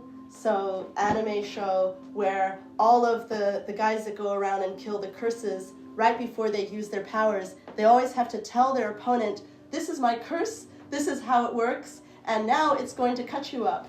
And then once they tell the opponent exactly how it works in the cartoon, it's the story goes that now the technique is going to be more powerful. And what the Black Lodge or the system of control uses is they don't want to get karma for violating your free will. So they have to put the information in plain sight, banking on that your consciousness is going to be asleep. So you're not going to see this information. It goes straight into your subconscious, and then you subconsciously turn over your will. They didn't violate your free will, but now you've agreed to it. Yes. These beings are not evil per se. That their mission is to run a system that creates people that are an ego, but like the actual like person is a master. So like, but there'll be a system that then creates a whole bunch of people that are an ego, and it's those people that are the instruments of karma because they themselves don't want the karma for it. So it's like, oh, I have to do this, but I'm like, a high evolved being. I don't want to deal with that. So they put somebody like, I don't know, Donald Trump in office, right? And then it's an instrument of karma, but there's something behind that is not actually necessarily an evil being, and they create these systems, and then the systems are run by people that do have a certain level of force and are doing the black arts. But but if you actually do black magic and you violate people's free will, that person then suffers for it later. There's a cost for the karma, like the actual soul. So the thing that's actually behind it, the master that's there, doesn't want that. So they shield themselves they create a system that teaches people to be a certain type of way. But they're being themselves. And actually what's really interesting with that is that if you reach a certain level of awakening, that just as these beings, both the white and the Black Lodge, the angels, will hold us down. This is from Gnosis, right? They hold us down from awakening. They're jealous of us. They can't get there. At the same time, they follow this like militaristic hierarchy because that's just how they have to organize. So to an extent, if one awakens, both of them actually have to help you. If you're aware of what's going on and you don't fall for the coercion, then even the beings that say run the black school, right, that entraps people, can actually be a master that assists you and is helpful to you in the path of awakening and will give you teachings. In fact, they'll give you this teaching so to understand it in the open. And they're like, you understand it? So then it's like, oh, you're not an asleep person. You're not my mission anymore. And actually, I think there's a line in the Pistis Sophia, let the kings be kings and let the slaves be slaves. But the truth is, those programs, let's say they're like the ego of the solar system, for example, right? They're just doing what they do. And what actually makes us a slave or a king is our own psychology. Because if we understand what's going on, then we're beyond it. But if we don't understand what's going on, then we enslave ourselves. And we're given the choice. Nobody's forcing us. They say black magic, it really can't affect you unless we consent to going along with it. How does that manifest though? How does it manifest when you surpass the Black Lodge, White Lodge, and they say, whoa, this lady or this man is awakened. Let's help him out. It's not exactly quite like that. Basically, if there is a master that's incarnated that has a bodhisattva, or if they have a person from that level, because the master themselves, and I'm talking about their higher self, can't access the objective reality yet, like they haven't evolved to a point where they depersonalize, their person will not be depersonalized. So to an extent, their person is asleep. Think of them as like a channeler. So more than likely, the master will come after you and try to hold you down, like the person. But the things they'll tell you, they'll give you all the information that you need, and they may or may not be aware of it. I don't know. Because the higher being is helping you because it knows that you're above it, but the person on the ground thinks they're doing something bad, but they tell you all the things that you need to know. They give you something that's supportive, and they're still mad at you or whatever. Yes. Yeah, like they'll give a teaching that this is coercion, and this is exactly what everything that we're doing means that we're bad. But like we'll teach you about it, and like if you hear it, then it's like oh. Then you know what we're doing, and then they'll get mad at you for knowing, like the person will, but you'll actually you can receive information from their higher self and their being in the internal planes. This coercion thing sounds. I was so confused when I heard the Disney thing. Because why are you saying people have the choice to be a Sith? The Sith are bad. You're not supposed to be a Sith. Like, why are you telling children they can be that? Yeah, well, because they're pushing a particular message, a particular narrative. The thing is, at this point in time, at this stage of the game of what's going on the planet, and we don't get too deep into these things because it's getting off topic, but they're pretty much every system that exists right now is under the influence of the Black Lodge, or the ego, we could say, because the planet is going through its own process with the planet is awakening. So there's a lot of, it's very dense, heavy vibrations now, which actually means there's a good chance, there's a lot of energy to work against with to awaken if one has the will and the force to get out. So. Yeah, so well, I'm just saying that intuitively, yes, that's intuitively what I've absolutely sense. Yes. Yes, absolutely, yes. Yeah. Yes, it's... Yeah, because even it's the things that used to be like systems that were like positive seem to be getting twisted. Yeah. And everything, you see the tensions rising between nations, and you see all this stuff that's going on. But all of it's an energetical thing that has to do with a cosmic event that's way, way, way higher. And we'll talk about it when we do classes. I think I actually maybe mentioned it in the first talk on this, actually, though. The solar system coming around into the age of Aquarius. Yes, but this coercion is why you will see, say, there's some big concert or some movie, some event, and they will say something very weird out in the open, and no one understands the context, but they're going to do something later, and they had to warn you it's coming. The pandemic. Yes. There was a movie about the pandemic, basically, before the I pandemic saw that. happened. What movie? Contagion. Dude, that shit me up, Yeah. and then 5 years later, that's a Black Lodge ritual, basically. They do these things in the open, or there's things that they've done like a sporting event. It's usually like a concert. They'll do something. 6, 7. And then it's like they're telling you that they're going to do it, but nobody realizes that they're telling you to do it. So then when it happens, everybody's like cool with it. Well, there was event 201 before the pandemic as well, where a group of politicians came together to practice simulating how they would respond to a global pandemic. Some months, I think it was 6 months before it started. In 2019 then? Yeah, so you can look up, it's event 201, and they have the whole list of, this is how the public will react, this is what we'll say to them, everything straight out of the playbook before it happened, and they put it in the public, but no one knows to look at it and knows that that's what they're planning to do later. Well, the thing that confuses me is if these people know these systems exist and they know about karma and they know the consequences of all these things, why are they still trying to hurt people? Well, that's the thing. So it's not them themselves. They create the system, and then the system creates people that. Well, it's like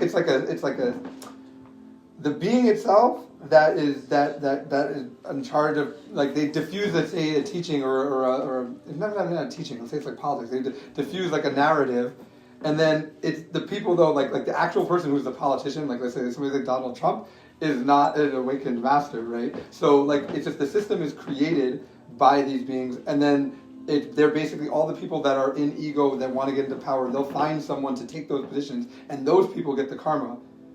I think like somebody that's like what the being is. The being is the higher self of the agent of karma.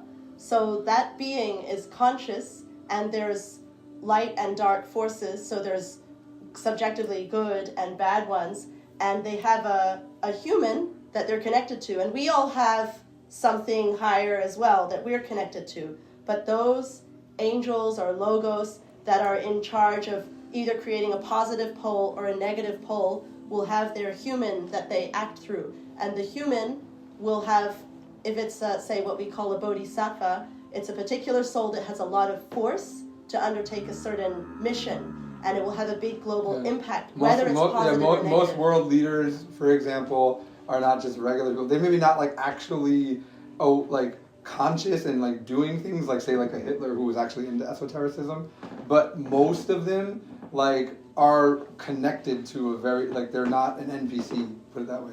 That's why they have force. It's easier for the being to get us to do a dark mission to balance contract than it is to get us to listen and awaken, because all it has to do is program us with some egos and then never try to contact us, and we'll do exactly what we're programmed to do, because in that sense then you're just a machine, and then with a lot of energy behind it because you have a being behind it that puts you on that mission. I've heard more than... Oh, sorry. Thank you. Mm-hmm. Sorry, bro. Why would the bodhisattva come down, use a human being? Isn't a bodhisattva, from our understanding, a righteous entity?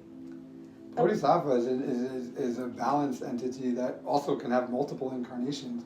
It's the Atman, or it's our higher self, but also in a sense, the construct's always in balance. It's the law of one. Objectively, everything's always in balance. Yes. So for there to be positive means there's negative. And who do you think manages that on an architectural level? These are the beings that are the architect of our reality. For it to be a manifestation, God has two fists, and he's not afraid to use both of them. We have this idea that only the good missions come from spirit, but the devil is God inverted. Come from spirit too. Yes. Yes. You keep talking about like past lives, and it makes it seem like we each have like some past lives, but wouldn't we all have all of the same past lives? Yes, that's right. Objectively, we are all each other's past and future lives, right? Also, to an extent, when it comes to actual past lives, the best way to look at it, in my perspective, this comes from New Age, but like the hypno sessions is more like if you have past life memories, if you start to get them through in meditation or something like that, it's better to think of it as an imprint. Like you need to learn something from having that memory. That's why you have it. Because, for example, there's people that have the same past lives, and people are like, well, how can it be true? That means hypnotherapy is wrong. But there was once a hypnotherapist that asked, I think somebody had like a past life as Jesus, and they're like, was this person actually Jesus, his last life? And the higher self in the session said no, but there's like something that like will help him with like whatever he needs to figure out for his mission. So he has to have those memories imprinted. Because in a sense, because we all are connected, we could have whatever past life memories we need for our manifestation to go through and then learn lessons. So does that mean like everyone technically somehow learns the lesson they need to before they die? Or I don't know. Not necessarily before they die. But before the end of the universe, everyone goes through what they need to learn. Even if what they need to learn is still being asleep, like someone who is in the earlier stage of development, that's like NPC or something, goes 3,000 times around the wheel. It's said. The wheel of samsara. But the thing is that we all have something we're meant to learn. And if we awaken, then hopefully we learn that. Or even sometimes, I mean, depending on what someone needs to learn, they may not even need to like awaken the consciousness and self-realize. If you just like know someone who is older and they had like a journey in their life, and it was sort of like a hero's journey. They were down and out, and they had some type of change, and they had some self-commitment, and they became a better person over the course of their adult life. In that case, that was what they needed to learn in that incarnation. It doesn't need to be something necessarily spiritual either. Yeah, there's a Gnostic story. Sorry, was someone raising their hand? Yeah, you can go. Okay, there's a Gnostic story from the master who compiled all the Gnostic writings. He used the name Sama Lambeor, and it said that in a past life he was an ascetic monk, and in that said past life, his thing that he needed to learn was just to have faith. And when we say faith, we don't mean blind faith, but we mean confidence, right? Confidence in our ability to contact divinity internally. So that whole mission, or that whole incarnation where he was a religious person, was just to understand one principle, and then he wasn't religious in the next incarnation. So the question, yes. Well, I've heard more than one person tell me that they think Donald Trump has probably done some kind of dark magic or something like that. It's possible. Dark magic From can our be understanding, is he's a fallen bodhisattva. Does that mean that he's actively doing esoteric stuff? We don't know. Why would you say he's a fallen bodhisattva? Because he is. He's supposed to be Napoleon or something? Yes, so wait. Okay, so let's understand better what is a bodhisattva, because we said Atman, and if you're in theosophy, maybe you understand that better. Basically, we all have a higher and a lower self. And we mentioned that when spirit comes down into matter and it has all these experiences, if it sends a brand new fractal, that fractal just goes 3,000 times around the wheel and goes through all the plant, mineral, animal kingdom, has lots of human lives, and then pralaya, the whole universe closes up and goes back. And all it did was go autopilot through all of it. Then the next time the universe expands, now the soul has been through that whole cycle once, it's going to have a different experience. Maybe, perhaps, now it is going to go down a dark path and do dark things. and then maybe the next time it's going to go down a light path and do light things, and then it's going to have aversion to both paths and say, I don't want to do that. That path was extreme. That path was extreme. Now I'm going to do nothing. And then maybe another time it comes back and it says, now I'm going to do some work and use certain tools and see what I can create and understand, because I've tried that, I've tried that, I've tried that. Now I'm going to do this. So the souls can have different kinds of experiences. And when the soul undertakes specific practices, it creates a higher aspect that we call a bodhisattva. And the bodhisattva is a thing that is made through a kind of spiritual work for that soul that now the higher self can use. It has, when it reaches down into the lower unfoldment, it has this powerful thing that it can go through to manifest down. And not everyone has a bodhisattva. If you see those people at work that are just on autopilot and they're not very bright and they can't solve problems, probably they're not a bodhisattva. Do you think a dog could be a bodhisattva? No. No. Actually, any animal right now that is still within an animal will not reach human form until the next planetary chain. Because at this point, like after this race, the humanity started coming up. So it's those that don't make, also those that don't make the cut, will also have to wait till the next planetary chain. Because the next two, I think was it 2 races left?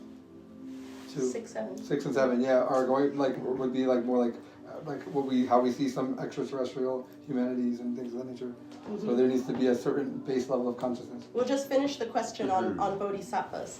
So when a higher being sends down its bodhisattva, and it's been many universes it's made this thing, because it's really just God's playground, and he's trying all kinds of different things. So now he's made this thing that he can play with, this kind of an individual with a lot of force, and he can have these incarnations. If he loses contact with it and it creates too much ego and he can't directly channel through it, it's said to be fallen. However, this is a perspective. It's a perception. When we are stuck in dualistic thinking, we say, oh, it's fallen, it's a fallen angel, it's bad. But really, the being is still in charge of the thing that it made. So it wanted it to fall to go and do something, which is what Adonis was saying. It programs certain egos, and then it says, haha, go down and do this. Well, also Let to me a see certain what extent, happens. these beings, the higher self, to get to a certain development, to escape, need to experience many different perspectives. So while they have incarnations that need to do the spiritual work and self-realize parts of them, they also need to have incarnations that actually do negative. They literally need to. Yeah. They need to experience what it's like to be a world leader. They need to have all these experiences. All of our spirits have also gone through similar experiences. That's why you reach a level then that you can continue in the awakening process, because you've already experienced enough of the experiences already.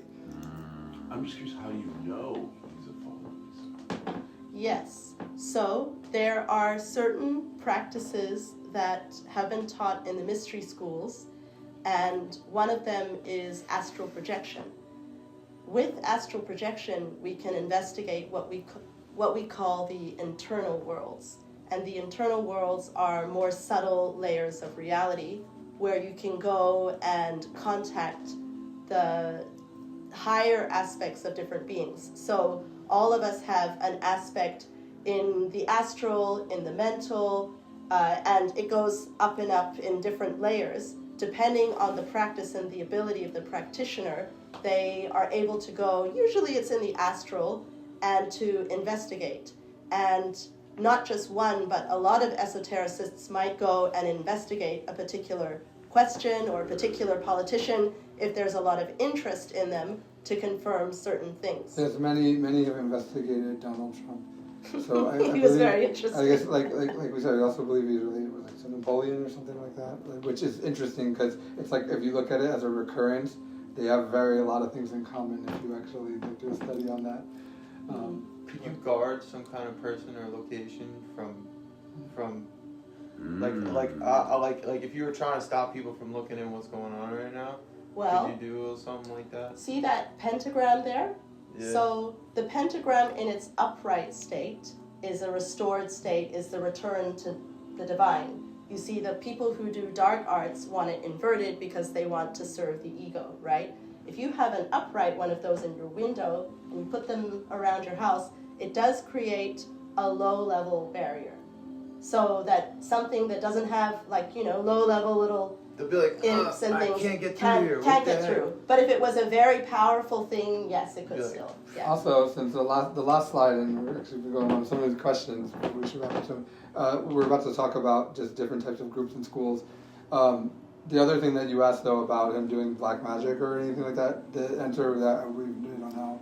I mean, it's very possible that a lot of the elite are in schools that are related to the left-handed path, but we're not really familiar with them outside of just that we're almost positive that Apple TV, based on the symbology, is something's going on there.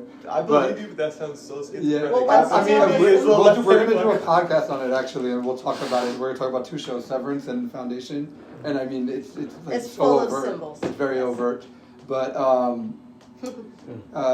yeah. So the thing with groups in schools, and this is the thing that we have to worry about. We will have a class on this during the actual course, so I'll give a quick summary. But basically, from how we list it, is there's 4 types of schools.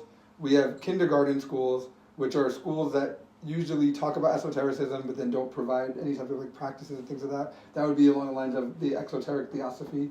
The theosophy actually began as a regeneration school, but because it was before the whole teachings had become fully out in the public, which didn't happen until later, when Blavatsky died, a lot of the Hermeticism disappeared. The Hermetic teachings. Yeah, I mean, I do hear maybe like in places like California, they still have like the secret part of the school, but without the secret part of the school, the outside of it would be what we would call a kindergarten school, in the sense that we sit around, we talk about things, but we don't actually provide any way to actually achieve.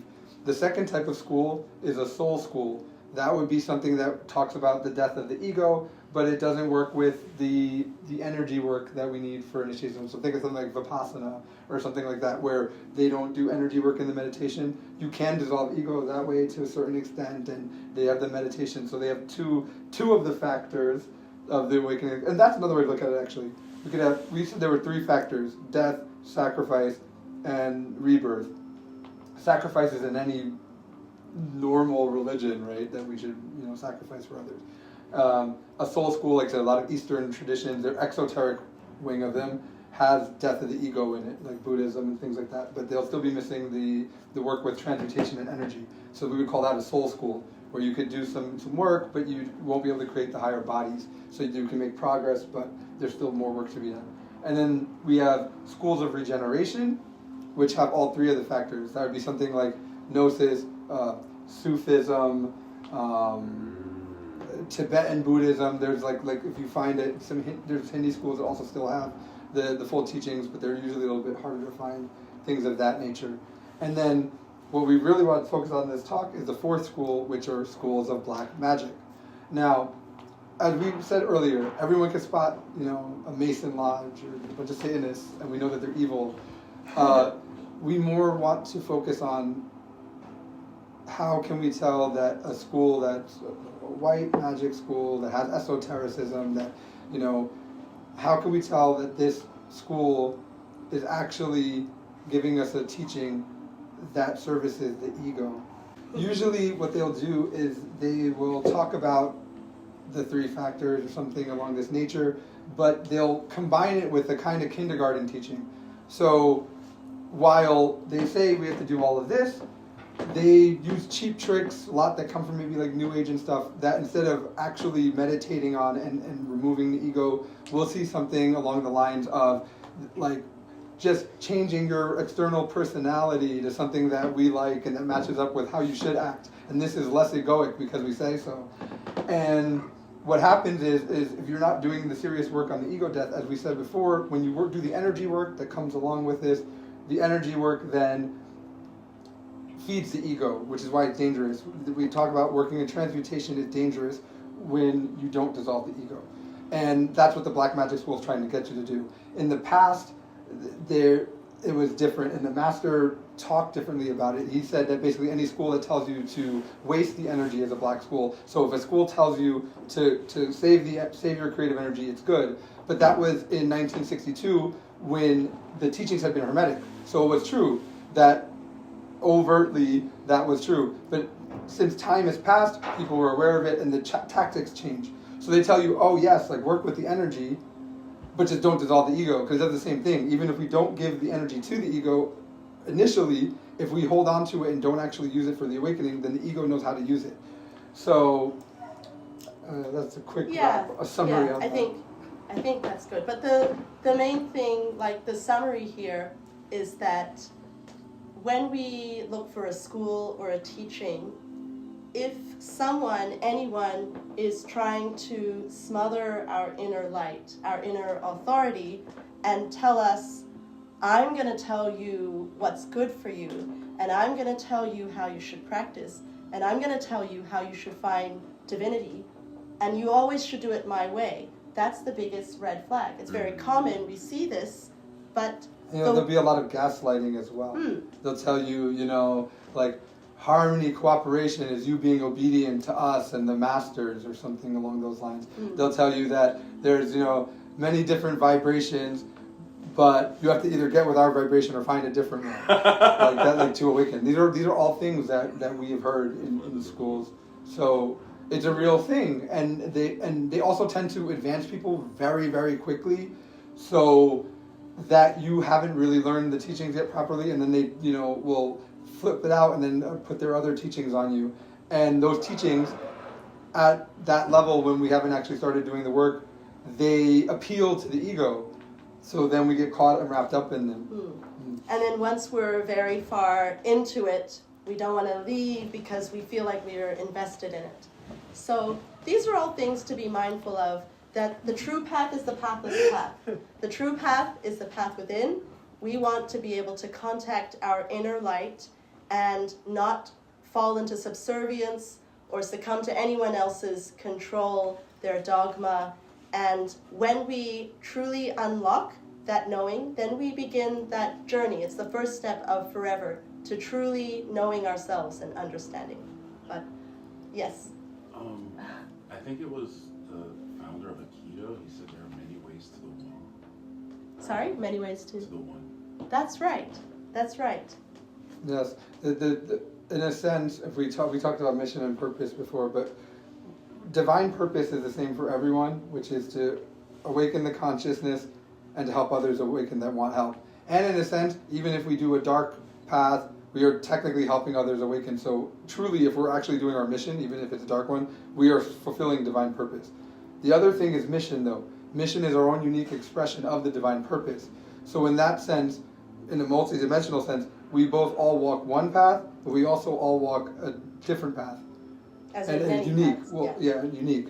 And both are true. That's why you said the many path, or Jesus will say there's only one path. It's straight and it's narrow, or straight is the gate and narrow is the way.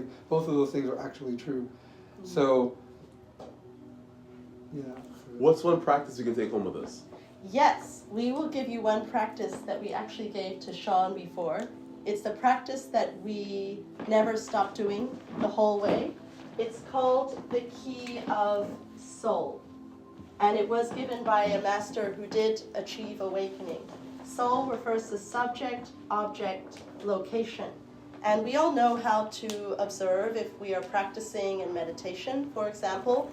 But then when we come off the mat, we fall back into our ego and we become identified, we start clinging and chasing, and then we get our whole lives into a knotted ball and we're unhappy. So the first thing we need to do in order to see the ego is that we have to become aware. And it's not tomorrow or in 5 minutes or at 12 o'clock or when I set an alarm. It's moment to moment continuously. That sounds hard. So in the beginning, we might have an alarm on our phone that goes off 3, 5, 10 times a day that reminds us. When it goes off, then we bring the awareness to subject, that is the person, and we become aware of the person. You can do this by remembering your inner divinity. However you do it, your awareness sees this is the person. Then object is the thing that I'm doing, whether I'm washing dishes or whether I'm chopping the vegetables, and I'm really aware of it, not just saying, oh, I'm cutting vegetables. That's in the intellect. We have to perceive it with the awareness, which is actually a field. And then the location is being aware of the space that we're in. We can start by using the peripheral vision and a relaxation of the eyes, but eventually it turns into that there's actually consciousness awareness all out here. And it's not just with my eyes, it's with, there's awareness here, there's awareness here. And the body becomes something that is like a cloud of sensory data that arises within a field of awareness. So we start by breaking it down like this subject-object location, but eventually it becomes like this if we continuously do it. And some people use a method of imagining a flaming triangle in the third eye and or simultaneously in the heart and in the instinctual center, then another one, however you want to do it, but you want to hold that awareness in place, and over time you will start to see when the egos come in, because they're actually like individual entities that come into your field. You made them, but you don't know that you made them and how you made them and when they come in, so you identify with them and you think it's you.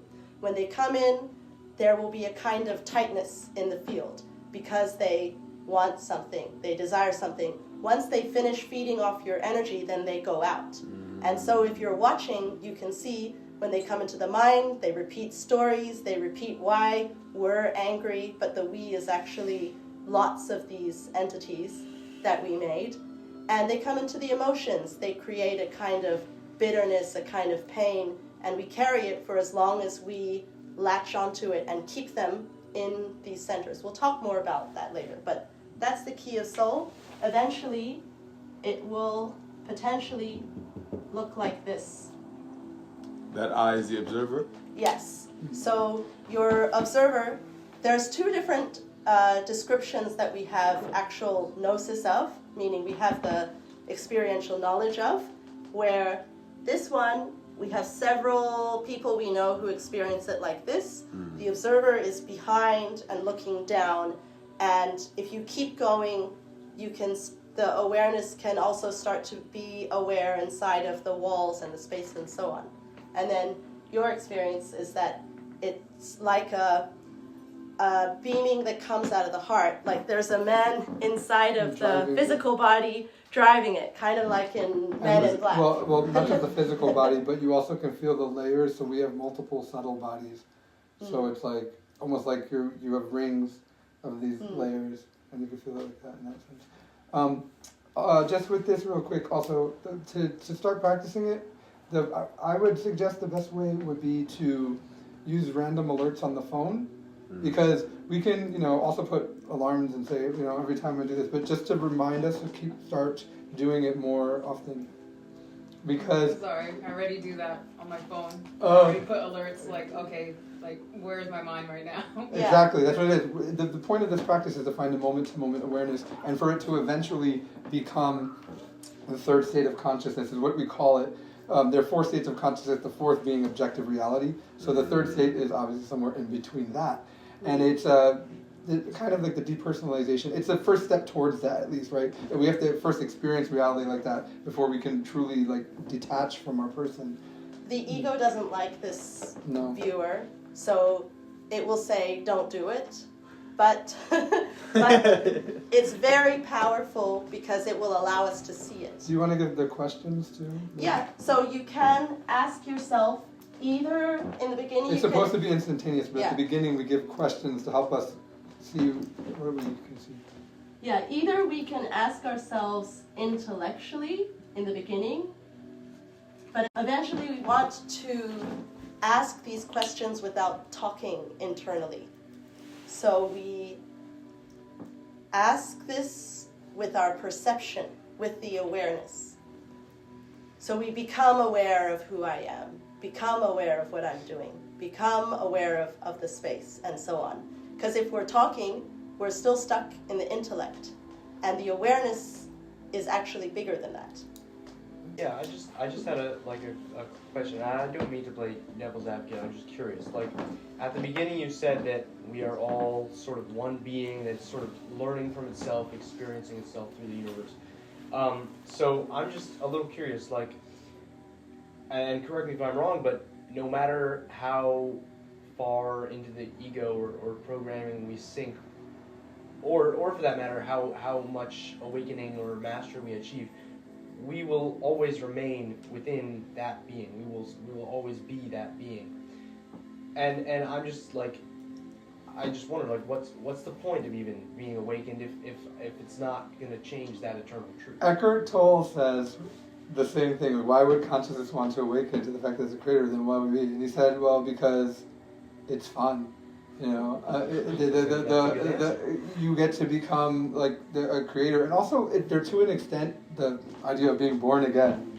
It's not finding Jesus, right? But to be born again, it's almost like you're being born for the first time. It's outside of time, so it's like you're just starting, you know. And the thing is, yes, you're right.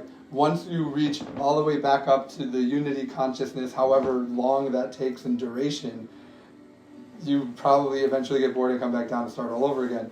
But the thing is that it's like we're just starting. It's like we're like infants spiritually. Like we're just for the first time. Like there's so much to experience and things that we can't even fathom. So there's no rush to get back, but it is a relief to get out of this first stage. It's like we were in the womb, almost literally, right? It's a cosmic womb, and now we're out, and now, you know, there's the concept of we have to fight the ego like a warrior and all of these things that comes from a spiritual ego, comes a lower level of understanding.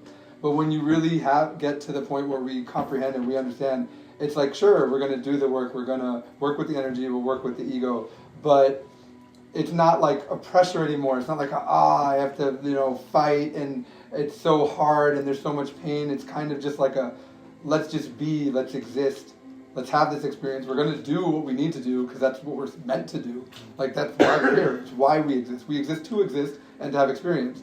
But at the same time, it's not like now we're just going to go float away. And like, so, you know, there's a whole, like, bevy of experiences that we have yet to have. And we have to have all of them before we get back to that unity. So, you know, it's definitely not a rush, but it is, I don't know, better than where we came from. Also, a lot of people are suffering, Yeah. and when we go through this process, we come out of suffering. Well, yes, you're free from eternal suffering. They say that suffering is eternal in hell or whatever. Basically, we are in hell. Psychologically, we are in hell. And suffering is eternal until we awaken and come out of that hell in our psychology.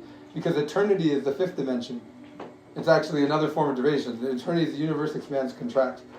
But if we awaken our consciousness out of that, then we actually escape suffering. And we escape eternity. Because eternity is that wheel, the snake biting its tail. And we go out of it. And yes, eventually there's probably some bigger wheel and then we'll come back down. But getting out of that first one is the